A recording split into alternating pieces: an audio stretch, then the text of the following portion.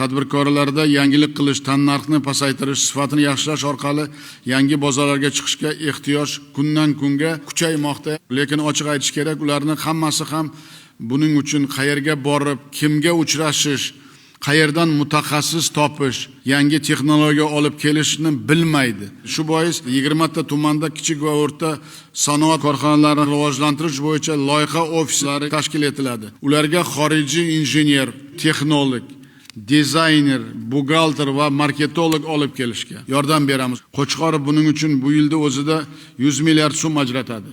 Masalan, Hazaratovdagi 11 ta korxona past quvvatda ishlayapti. Yana 25 tasi 300 milliard so'mlik mahsulot sota olmayapti.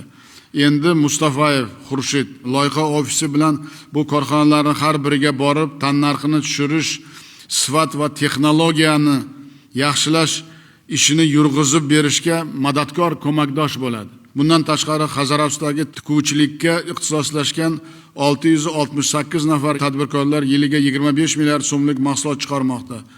Ularda 3000 ga yaqin ishchi bor.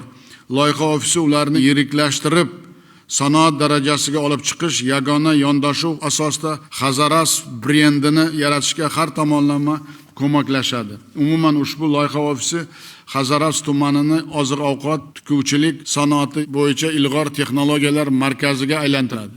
Qo'chqorov Mustafayev 1-yilgacha 20 ta tumanda loyiha ofislari faoliyatini yo'lga qo'yib, 25-yilda 10 tadan driver loyihalarini ishga tushirib, namuna qiladi. Kamida 5 tadan milliy brend yaratadi. Ishlab chiqarish va eksportni 1,5 barobarga oshirishga javobgar va mas'ul bo'ladi.